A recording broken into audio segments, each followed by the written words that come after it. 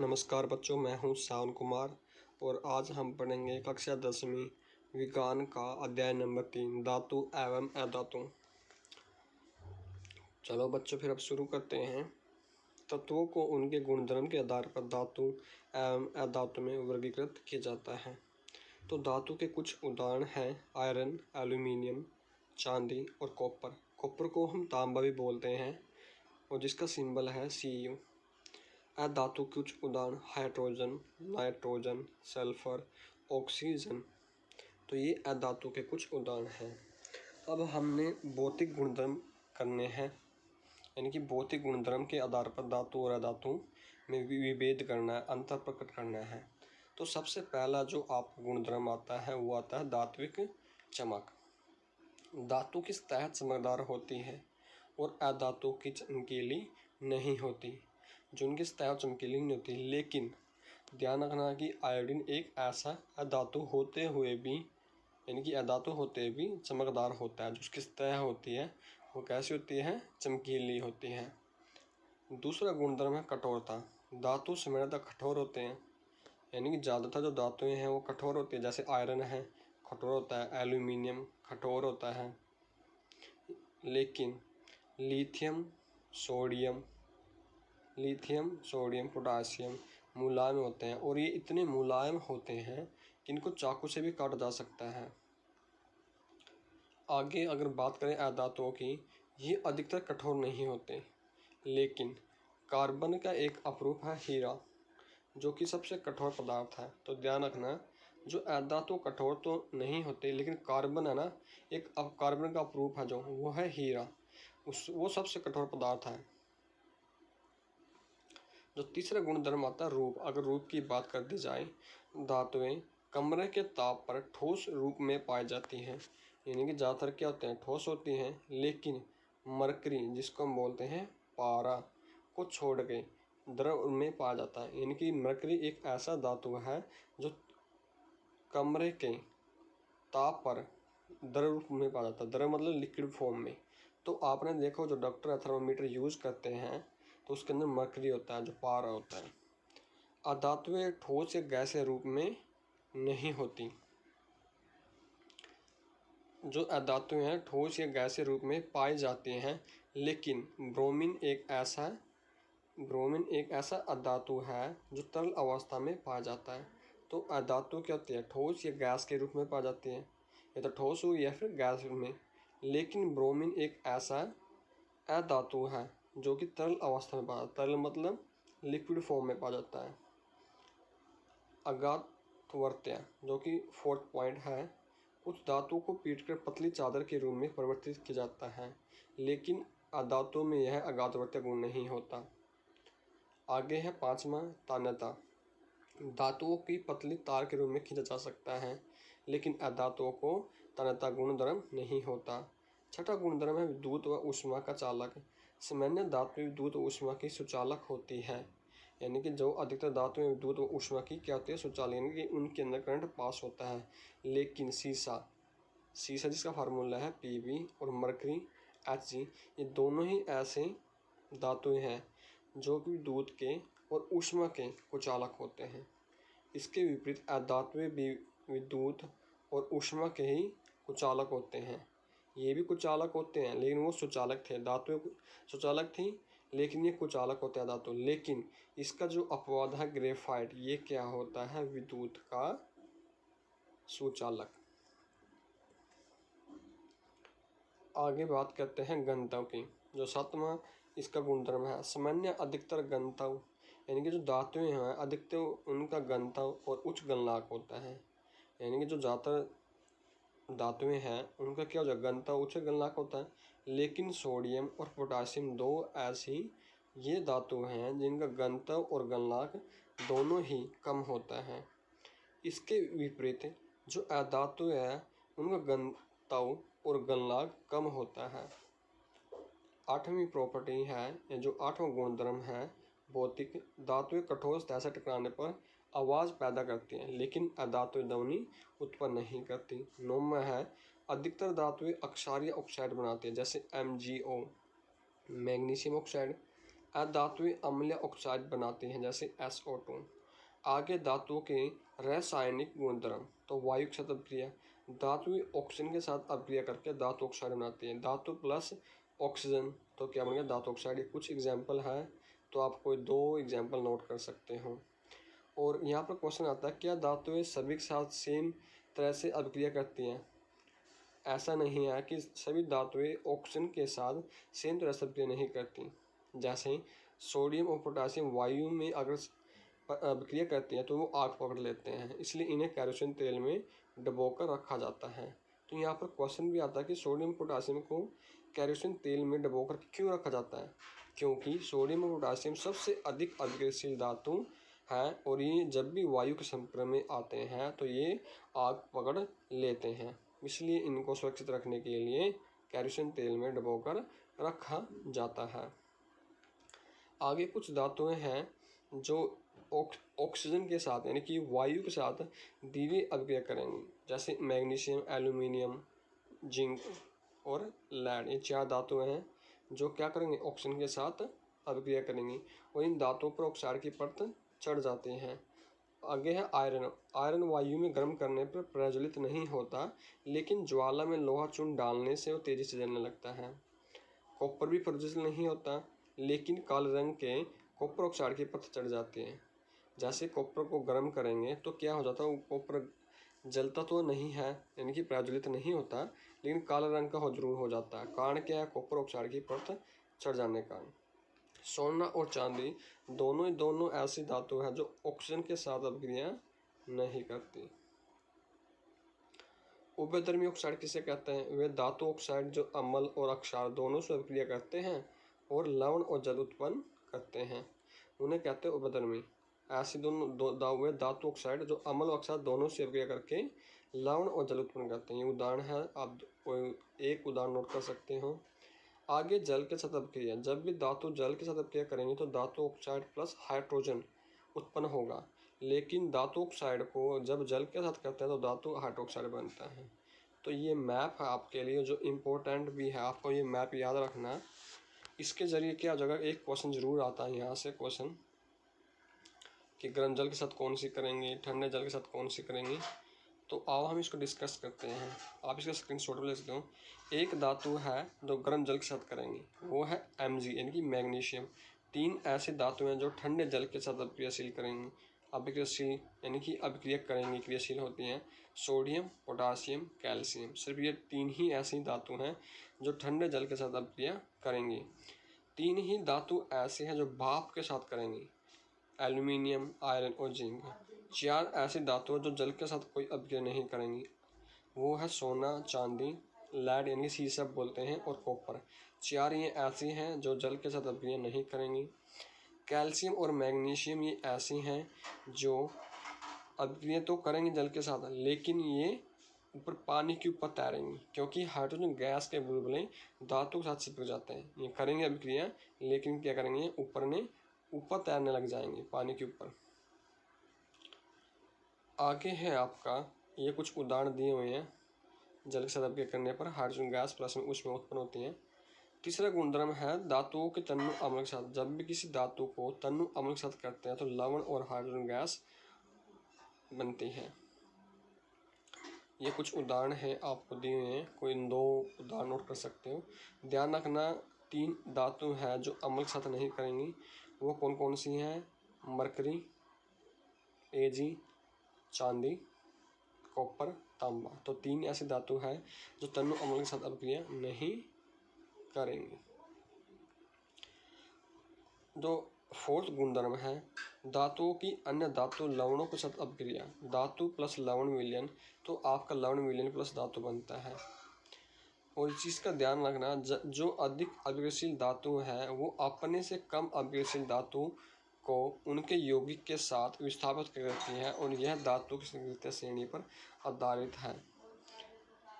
संक्रियता श्रेणी देखो होती क्या है, वह सूची जिसमें धातुओं को क्रियाशीलता के अवरोही क्रम में व्यवस्थित किया जाता है उसे संक्रियता श्रेणी कहते हैं। अवरोही मतलब बढ़ते क्रम में रखा जाता है, तो ये ध्यान रखना है इसको। ये बढ़ते क्रम में है, नीचे घटते क्रम में है। आगे है पांचवा, धातुओं की अधातु शतक्रिया, मतलब किस तरह से जो आवबंध बनते हैं। तत्वों की अभिक्रियाशीलता संयोजक कोष को पूर्ण करने की प्रवृत्ति के रूप में समझे जा सकते हैं। धातुओं के परमाणु अपने संयोजकता कोष से इलेक्ट्रॉन त्याग करते हैं और धन आयन बनाते हैं। तो ध्यान रखना, जो धातु है वो क्या क्या इलेक्ट्रॉनों का क्या करेंगे, त्याग करेंगे बाहरी कोष से, और धन आयन बनाते हैं। धन का मतलब क्या होता है, पॉजिटिव चार्ज। जो अधातुएं हैं परमाणु संयोजकता कोष में इलेक्ट्रॉन को ग्रहण करेंगे और ऋणात्मक आयन बनाएंगे, ये इलेक्ट्रॉन को लेंगे। तो ध्यान रखना, धातु उनको बोलते हैं जो इलेक्ट्रॉन को त्याग करते हैं, देते हैं। जैसे सोडियम है, इसके बाहरी कोष की अगर बात करें जाए, टोटल जो इसका एटॉमिक नंबर होता है 11। तो इलेक्ट्रॉनिक आएंगे के में कितने आएंगे, 2, एल में, के में 2, एल में 8 और एम में 1। तो बाहरी कोष में कितने इलेक्ट्रॉन है, 1। तो ये क्या कर देगा, त्याग कर देगा। तो त्याग करने के बाद कितने बन गया, 2 और 8। चार्ज कौन सा आ गया, पॉजिटिव यानी कि धनात्मक। ये क्लोरीन है, इसके बाहरी कोष में कितने इलेक्ट्रॉन है, 7। ये इलेक्ट्रॉन क्या कर लेगा, ग्रहण कर लेगा। तो कितने बन गए, 2, 8, 8। टोटल कितने हो गए, 18 इलेक्ट्रॉन। और चार्ज कौन सा है, नेगेटिव। तो ये क्या आपका अधातु। तो दोनों का ये आवबंध बन गया। इस तरह से ये क्या बनते हैं, आवबंध बनते हैं, सहसंयोजकता आवबंध। आयनिक यौगिक, आगे है आयनिक यौगिक है क्या।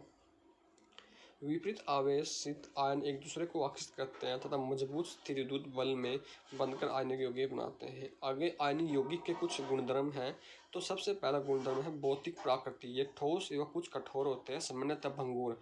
भंगुर का मतलब होता है चटक के टूट जाना। जैसे आपने गाड़ी का जो कांच देखा होगा, तो वो क्या होता है, वो चीनी के दाने के रूप में टूट जाता है, वो भंगुर होता है। यानी कि एक मुड़ के नहीं टूटता, एकदम बिल्कुल टूट जाता है चटक के एकदम, उसको बोलते हैं भंगुर। आगे गलनांक और क्वथनांक की अगर बात कर दी जाए आयनिक यौगिक की, आयनिक यौगिक का गलनांक और क्वथनांक बहुत ही अधिक होता है। अगर घुलनशीलता की बात कर दी जाए तो आयनिक यौगिक पर्याप्त जल में घुलनशील व केरोसिन में भी घुलनशील होता है, लेकिन पेट्रोल जैसी विलायकों में अविलय होते हैं। विद्युत चालकता, आयनिक यौगिक जलीय विलयन में और गलित रूप में विद्युत का चालन करते हैं, ये ठोस रूप में विद्युत का चालन नहीं करते। तो इसमें से करंट पास किया जा सकता है, लेकिन ठोस के रूप में नहीं। आगे है धातु की प्राप्ति, वह धातु कैसे प्राप्त किया जाता है। तो पहले क्वेश्चन था खनिज किसे कहते हैं। पृथ्वी में प्राकृतिक रूप से उपस्थित तत्व यौगिक को खनिज कहते हैं। जो पृथ्वी है उसमें क्या होते हैं, प्राकृतिक रूप में उपस्थित तत्व और यौगिक को खनिज कहा जाता है। ऐसा किसे कहते हैं, वे खनिज जिनमें धातु की मात्रा अधिक मात्रा में होती है। वे खनिज जिसमें धातु अधिक मात्रा में पाया जाता है और उससे निकालना लाभकारी होता है, उसे आयस्क कहते हैं।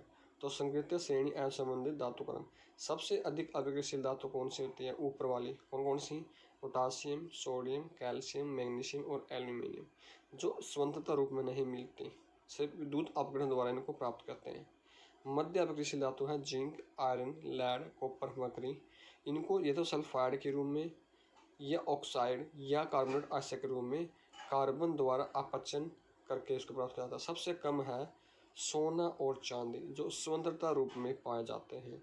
धातु का निष्कर्षण वो 3 चरणों से होता है, अयस्कों का समृद्धिकरण, धातु का निष्कर्षण, धातु का परीक्षण। तो ये डायग्राम है, इस तरह से इनको निकाला जाता है अपघटन द्वारा। सल्फाइड कार्बोनेट के मध्य वाले जो नीमन होते हैं उनको सल्फाइड आयस्क के रूप में। तो आगे इसको डिस्कस करेंगे हम। आगे वर्जन और निस्तापन, कुछ महत्वपूर्ण परिभाषाएं हैं जो आपको याद करनी चाहिए, क्योंकि चांस होते हैं इनको पूछने के एग्जाम में। गैंग किसे कहते हैं, पृथ्वी से खनिज अयस्कों में, मतलब पृथ्वी से खनिज आ गए, यहाँ पर खनिज लिखा हुआ खनिज, पृथ्वी से खनिज अयस्कों में रेत, मिट्टी आदि जैसे कई अशुद्धियाँ पाए जाते हैं, जिसको हम बोलते हैं गैंग। वर्जन, सल्फाइड अयस्कों को वायु की उपस्थिति में अधिक ताप पर गर्म करने पर यह ऑक्साइड में बदल जाता है, इस प्रक्रिया को बोलते हैं वर्जन। यानी कि वर्जन क्या है, सल्फाइड अयस्क को वायु की उपस्थिति में अधिक ताप पर, जैसे कि आपका ये यहाँ पर सल्फाइड अयस्क यूज़ किया हुआ। क्यों, सल्फाइड का मतलब होता है जब कोई धातु के साथ एस लगा हो, तो ये सल्फाइड अयस्क है। इसको ऑक्सीजन की उपस्थिति में, ये करेगा ना वायु की उपस्थिति में ताप करने पर, तो ये तापन कर दिया, क्या बन जाएगा ऑक्साइड में, तो जिंक ऑक्साइड में बदल गया। तो इस प्रक्रिया को बोलते हैं वर्जन प्रक्रिया। और ये आपका दो एग्जाम्पल आपको एक नोट कर सकते हो। निस्तापन प्रक्रिया क्या होती है, देखो निस्तापन है बिल्कुल ऐसे ही लेकिन थोड़ा चेंज है। इसमें क्या हो जाएगा, कार्बोनेट आयस्क आ जाएगा। इसमें कार्बोनेट आयस्क को सीमित वायु में, तो दो चेंज हुआ, उसमें सल्फाइड था, सल्फाइड आयस्क, इसमें कार्बोनेट आयस्क है, उसमें वायु की उपस्थिति में, इसमें सीमित वर्ड आ गया, सीमित वायु में, उसमें तापमान पर, इसमें अधिक ताप पर गर्म करने से ऑक्साइड में बदल जाता है और इस प्रक्रिया को निस्तापन कहते हैं। तो देखो CO3, जिस धातु के साथ CO3 लग गया तो वो क्या होता है कार्बोनेट, यानी कि CO3 कार्बोनेट, तापन तो किस में बदल जाता है वो ऑक्साइड में, जिंक ऑक्साइड। आगे है तीसरा है अपचन। धातु ऑक्साइड से कार्बन जैसे अपचय का उपयोग करके धातु प्राप्त की जा सकती है। यानी कि जैसे जिंक ऑक्साइड है, इसको क्या कर लो, कार्बन के साथ गर्म कर दो तो जिंक यानी कि धातु अलग रह जाएगी और कार्बन मोनोऑक्साइड ये गैस आपकी अलग रह जाएगी, तब हमें धातु प्राप्त होती है। तो ये तीन चरण हैं। आगे धातुओं का परीक्षण यानी कि परीक्षण कैसे करेंगे, देखो फिर धातुओं से अपद्रव्यों को हटाने के लिए सबसे उपयोगी विधि है विद्युत अपघटन परीक्षण। तो हमें इसको पढ़ते हैं, देखो क्या होता है। ये डायग्राम है आपके सामने विद्युत अपघटन परीक्षण का। ये कैथोड है और ये है एनोड। दाएं तरफ आपकी एनोड है जो पॉजिटिव चार्ज दिखा रही है, जो बाएं है वो कैथोड दिखा रही है। जो सोल्यूशन है वो है कॉपर सल्फेट का जो ब्लू कलर का है। ये टैंक है और ये जो एनोड है वो नीचे है, एनोड पंख है जो किसके नीचे हो, एनोड के। तो ध्यान रखना जो अशुद्ध धातु हो क्या आपकी एनोड पे शुद्ध, ठीक है ना, जैसे एनोड पे शुद्ध है और अशुद्ध कैथोड पे शुद्ध। अशुद्ध है एनोड पे, कैथोड पे क्या होगी शुद्ध तांबा। अशुद्ध तांबा किस पे, एनोड पे, और शुद्ध तांबा कैथोड पे। विलीन किसका है, कॉपर सल्फेट का और तनु सल्फ्यूरिक अम्ल का। देखो फिर क्या होता है, विद्युत अपघट्य में जब विद्युत धारा प्रवाहित की जाती है तब एनोड से, क्योंकि एनोड से क्या होता है अशुद्ध धातु विद्युत अपघट्य में घुल जाती है, यानी सोल्यूशन के अंदर घुल जाती है। उतनी ही मात्रा शुद्ध कॉपर विद्युत अपघट्य से कैथोड पर निष्कासित है, यानी कि अशुद्ध धातु एनोड पर थी, शुद्ध किस पे हो जाएगी कैथोड पे। जो अविल्य है जो घुल नहीं सकती अशुद्धि एनोड तली में निष्कापित होता है, जिसे एनोड पंख कहा जाता है। आगे है पांचवा संक्षारण। धातु अपने आसपास अम्ल आंध्र व वायु आदि के संपर्क में संक्षारित हो जाती है। तो सिल्वर कहता है कि जो सिल्वर है जो उसकी सतह काली हो जाती है, कारण क्या है, वायु में उपस्थित सल्फर के साथ अपक्रिया करके सिल्वर सल्फाइड बनता है जिसके कारण वस्तु काली हो जाती है। तो कारण क्या है, सिल्वर सल्फाइड के कारण जो सिल्वर काली पड़ जाती है। दूसरा copper, copper Andhra carbon dioxide के साथ अपक्रिया करके हरे रंग का कॉपर कार्बोनेट बनाता है। तो ये क्वेश्चन भी ऑब्जेक्टिव टाइप हो जाता है, जो कॉपर है वो हरे रंग का हो जाता है किसके कारण, कॉपर कार्बोनेट के कारण। तीसरा लोहा, लोहे पर जो भूरे रंग का पदार्थ पड़ जाती है जिसे जंग भी कहते हैं, किसके कारण, आंध्र वायु में यानी नमी के कारण। तो आंध्र वायु में लोहे पे भूरे रंग की पदार्थ की परत चढ़ जाती है जिसे जंग भी कहा जाता है। जंग किसे कहते हैं, जब आंध्र वायु में लोहे पर भूरे रंग की परत चढ़ जाती है। आगे संक्षारण से सुरक्षा यानी कैसे इसको बचाया जा सकता है। लोहे को जंग लगाने से बचाया जा सकता है, पेंट करके, तेल लगा के, ग्रीज लगा के, यस्त लेपन करके, क्रोमियम लेपन द्वारा, एनोडिक कणीय से धातु बना के। आगे है यस्त लेपन। लोहा एवं इस्पात को जंग से सुरक्षित रखने के लिए उन पर जस्ते की पतली परत चढ़ जाती है जिसको बोलते हैं यस्त लेपन। तो ये क्वेश्चन पूछा भी जाता है एग्जाम में कि यस्त लेपन है क्या। जब लोहा और इस्पात को जंग से सुरक्षित करने के लिए उसकी जस्ते, जस्त किसके बोलते हैं, जिंक, जिंक को जस्ते बोलते हैं, उसकी पतली परत चढ़ जाती है जिसको बोलते हैं यस्त लेपन प्रक्रम। आगे है मिश्र धातु। मिश्र धातु दो से अधिक धातु या और अधातु के समांगी मिश्रण को मिश्र धातु कहते हैं। लोहा सूक्ष्म मात्रा में कार्बन के मिश्रण के साथ लोहा कठोर और प्रबल हो जाता है, तो ये ध्यान रखना। आगे इस्पात, जैसे कि मिश्र धातु के एग्जाम्पल दिया हुआ आपको इस्पात का, देखो इस्पात में क्या, लोहा है प्लस में निकल है और क्रोमियम, तीन चीज़ों को मिलकर इस्पात बना है। और स्टील बहुत मजबूत होता है। पीतल में कॉपर और जिंक, यानी कि तांबा बोलते हैं कॉपर को। कांसे में कॉपर और टीन। सोल्डर में लेड और टीन। सोल्डर क्या होता है, जो टांगा लगाते हैं इलेक्ट्रिशियन। अमलगम क्या, तो मरकरी के साथ हमेशा कोई भी अन्य तत्व आए वो अमलगम कहलाएगा।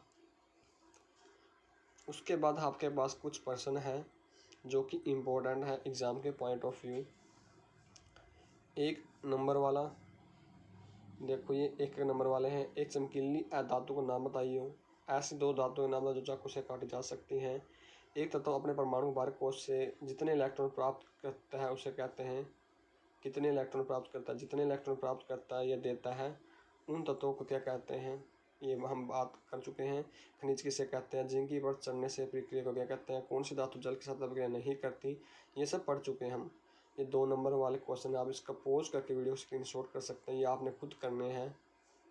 और आगे है 3 नंबर वाले और फिर है 5 नंबर वाले। ये 3 नंबर वाले हैं।